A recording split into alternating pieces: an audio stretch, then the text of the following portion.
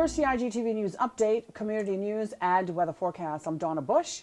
Thanks for joining us. Ready? 1, 2,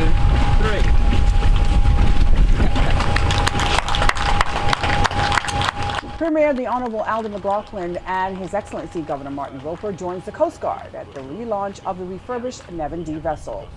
It was commissioned as Nevin-D to commemorate our falling officer by the name of Nevin Dixon. The vessel, after 10 years old, had reached essentially its refit period, and with the commissioner and so forth, we got together and was able to send the vessel all the way to Seattle in order for it to be refitted. Having this refit allows us to apply one more tool in our toolbox to meet our state requirements. Yeah.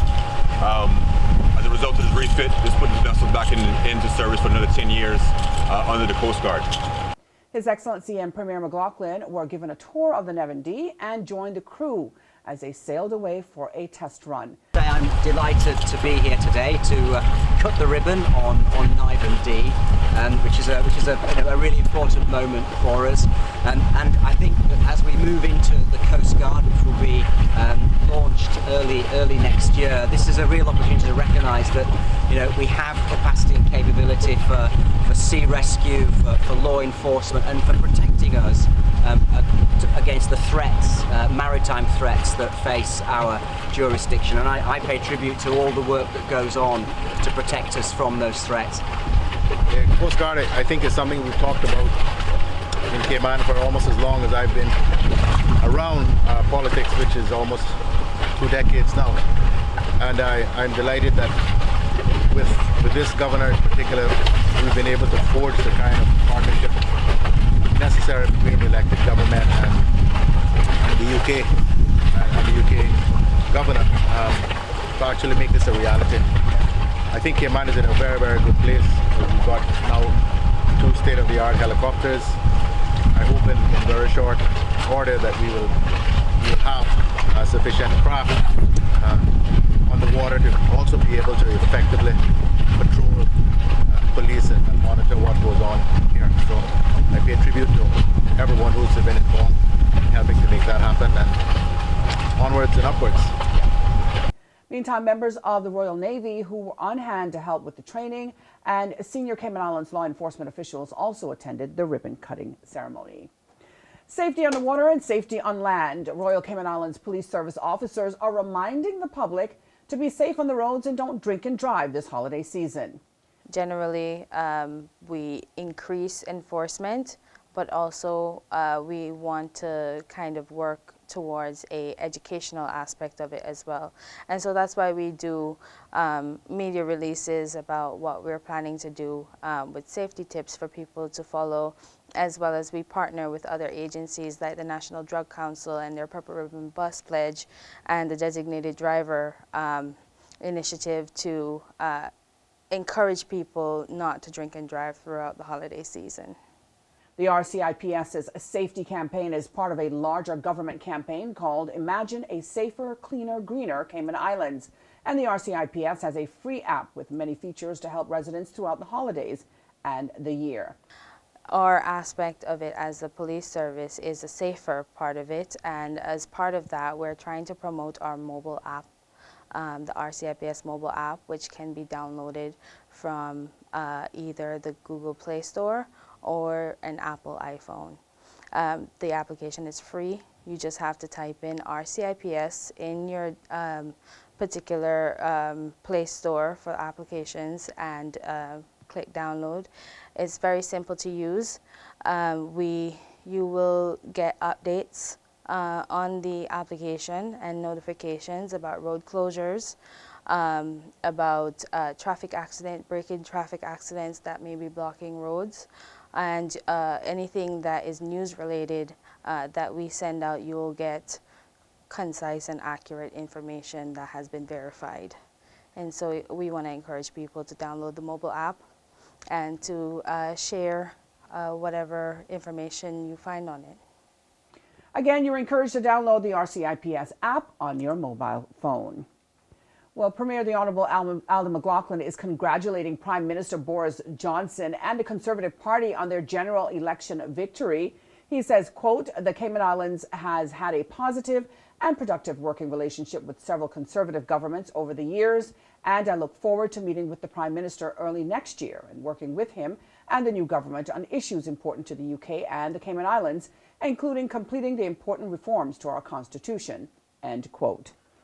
Meantime, the 29th group of Passport to Success young men and women took part in a graduation ceremony on Thursday. The participants are single parents as well as young adults between the ages of 17 and 23 years old.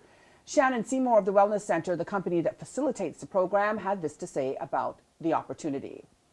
The opportunity of Passport to Success is providing a space that is safe and trusting, that is consistent, and that believes in you. And from that opportunity, you've done amazing things. I think that all of us can look at the opportunities we've had in our lives. An opportunity to me is not a single event. I don't see the end of Passport to Success as an indication that you're finished. I think any of us who count ourselves successful by any definition can see that we've had a series of opportunities placed before us. One opportunity has led to another opportunity, which has opened a door to another opportunity. Passport to Success is a workplace preparedness program which provides participants with training in occupational and personal skill through work placements and volunteer work. The program is operated by the National Workforce Development Agency. Well, now for a check on other community stories making Radio Cayman headlines today. Chanel Gay Brown grabs the Chief Officer's Choice for the Ministry of Employment and Border Control for September. Under the Deputy Governor's Award Program, Ms. Brown receives the award for developing exceptional leadership. The senior pensions officer closed over 169 cases back in 2018 and consistently settled more administrator cases per month than any other officer in the pensions unit, as noted by nominator and Deputy Director of Pensions, Amy Wallinston. We say congratulations to Chanel Gay Brown, and of course you can check out Radio Cayman's website. That's radiocayman.gov.ky for more community news. Turning now to today's weather forecast from the Cayman Islands National Weather Service. It was another beautiful day in the Cayman Islands as the high temperature reached 86 degrees Fahrenheit. Radar images show partly cloudy skies with a 30% chance of evening showers. Winds are from the east to northeast at 10 to 15 knots, becoming 5 to 10 knots by afternoon. Tonight, winds will be light and variable, and sea conditions are slight to moderate with wave heights of 2 to 4 feet. Remember, you can go online to weather.gov.ky for the latest forecast, which can also be found on their Facebook page as well as on the Weather Radio dial, 107.9 FM.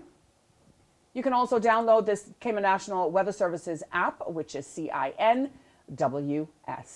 And that's the latest from us here at CIG Television. If you missed this week's news update, you can go to our Facebook page. That's the Cayman Islands Government Facebook page or the CIG Television YouTube channel. I'm Donna Bush, thanking you for joining us, wishing you a great weekend and a wonderful holiday season.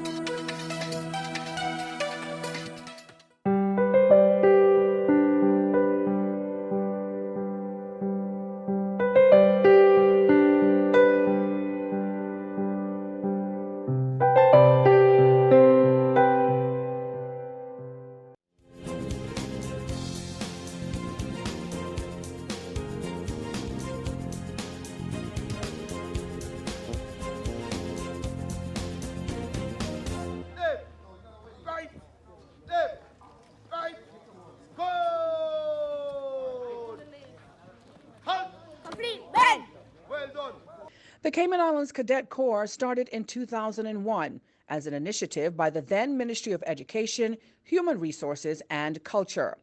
It was not until March of 2002 that the first company of the Cayman Islands Cadet Corps, Alpha Company, was formed at the George Hicks High School with over 60 recruits initially signing up.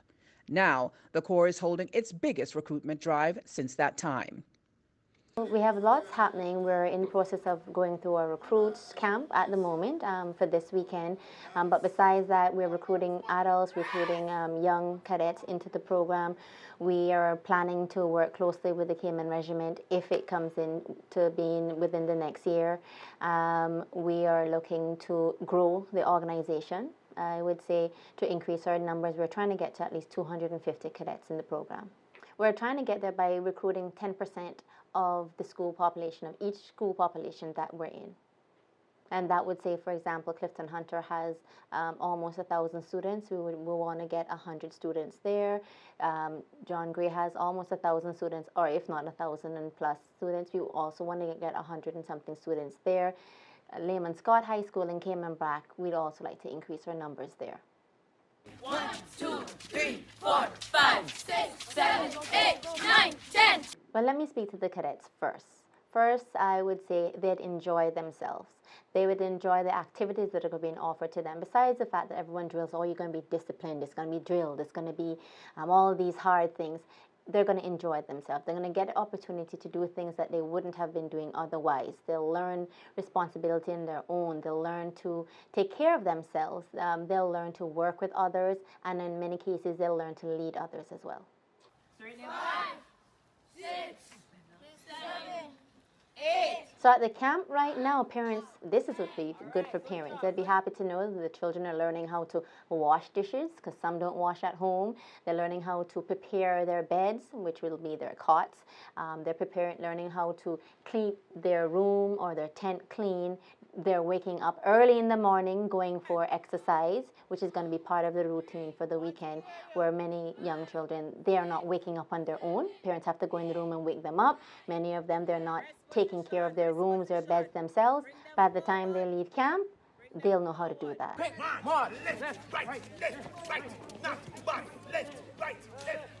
The Cadet Corps is a youth development organization with cadet membership reserved for both male and female high school students between the ages of 12 and 17. The program has full-time members of staff, but is mostly made up of enthusiastic volunteers. Well, for volunteers, we're open to anyone. As long as you can pass our security checks, but we're open to anyone. You don't have to have military or cadet training. Once you have a willingness and a love to learn and to work with our young people, then we're welcoming you. Well, first, when you join, we're not going to send you to do any duties until you go through the training. So there's an 8-week training period that you yourself would be prepared in cadetting activities and learn some required skills. You'd also get some training in first aid, mental health first aid to deal with the young people. So we'd prepare you in that aspect. After we've prepared you, then your requirement would be to turn up to training sessions on whichever day, whether it's a Monday, Wednesday, Thursday, or Saturday afternoon. Saturday morning, I should say, where you would provide supervision for the children. If you already come with cadetting and military experience and knowledge, then we'd utilize that skill and have you interact with the children and help with training. And if you have other skills, like say, for example, you're involved with the digital world and media and so forth, you could do a media session with our kids. Cadets, the cadets. What do you think it is? Yeah! The cadets. Yes. Congratulations to you. Please join us on stage. The Boot Award, I am extremely proud of the cadets. I should have been at the award ceremony at the residence, but I was unable to make it. But our cadets who go on parade, they prepare long and hard for the activity. You should see their boots. Their boots are usually impeccable. Their uniforms, even if it's slightly bigger, the way for them, because we do have some tiny cadets, the way that they wear their uniform with pride, conduct themselves when they're drilling is awesome, and it is great to know that others are out there recognizing the efforts that they've put in. Right, left, right, forward, hold. Listen, 1, 2.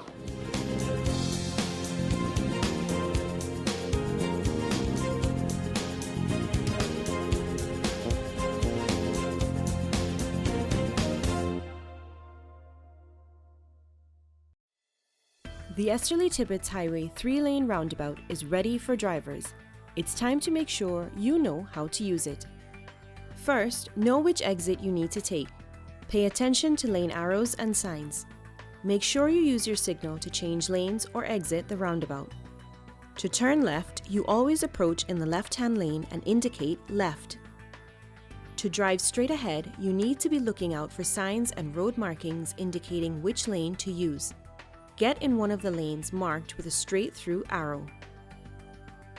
If turning right, you must use the right-hand lane and indicate accordingly.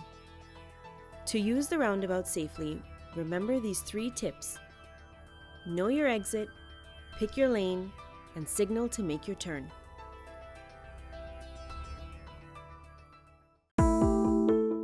Did you know your mailing address details on your land register must be up to date in order to receive notices on new development which may impact you?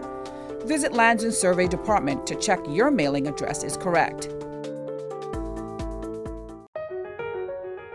Did you know that walls, fences located along the road require planning permission no matter the height? You should check with the department as a planning and permit application may be required. Did you know that fences and walls within the high water setback require planning permission no matter the height? You should check with the department as a planning and permit application may be required.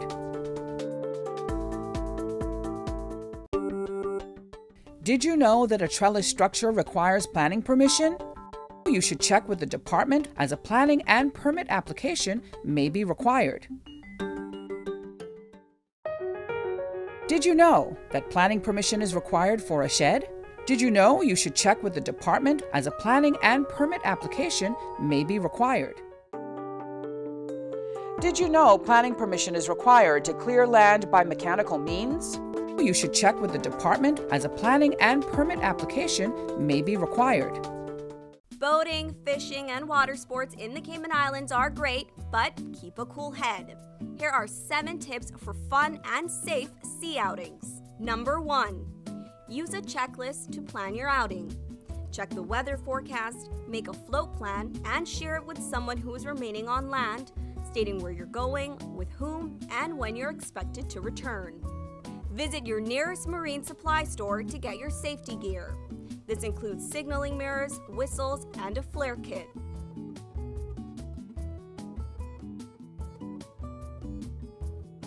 It's also very important to have onboard flotation devices and life vests for each person. There are different types of vests. Some are for water sport activities such as snorkeling, and others are for going on offshore boating or on fishing trips. Number 2. These items can be lifesavers in case of an accident or bad weather.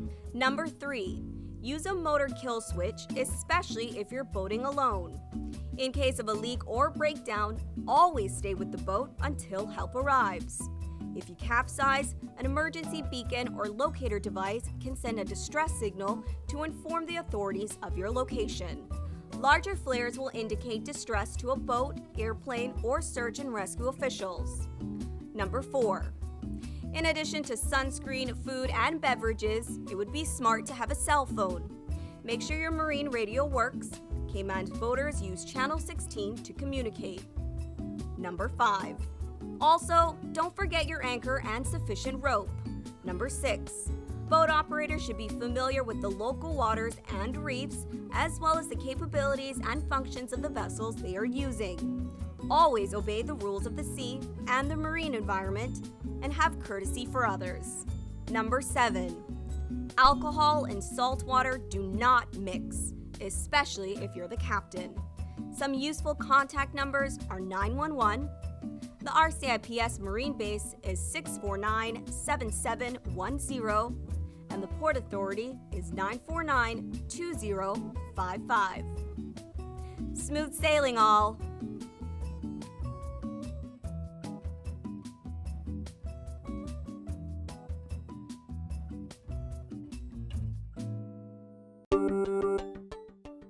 Did you know that planning permission is required for an addition, alteration, or any material change to your house? The 10% rule no longer exists. Did you know you should check with the department as a planning and permit application may be required?